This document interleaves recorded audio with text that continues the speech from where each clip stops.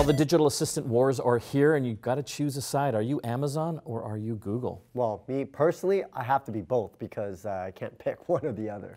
Well, it's pretty exciting. Google's got their Google Home with the Google Assistant, and Amazon has their Echo line of speakers with the Alexa Assistant. But what they're doing now is licensing out their assistants to other hardware manufacturers so that they can incorporate them into all sorts of different devices. Yeah, and that's an interesting strategy because you might have thought they would just lock into their own speaker, but what they're doing is licensing it out. So you're going to get other manufacturers like the one we're going to look at today that are making smart speakers that use that Alexa integration.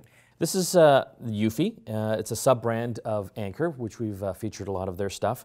And this is a little speaker that actually has the Alexa voice assistant built into it. So not only can you ask it all the things that you would, with the Alexa voice assistant, but it's also got a good little speaker built into it. That's right. It does give 360 degrees of sound, so it doesn't matter where you are. You can activate it just by saying the word Alexa. And then it starts to ring, and now it starts to listen. Tell me a dad joke.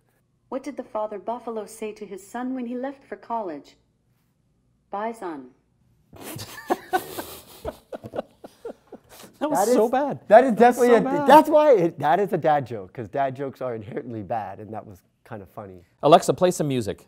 Here's a station you might like. Jason Aldean from Amazon Music.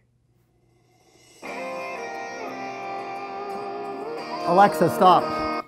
So it automatically ties into the Amazon Music service, but you can set up other music services to work with it. So again, an alternative, if you don't want to buy the Amazon Echo speakers, you can have a look at the Eufy speakers. Yeah, it's going to retail for about $109 Canadian. If you aren't interested, you can get more information at eufylife.com. That's EUFYLIFE.com.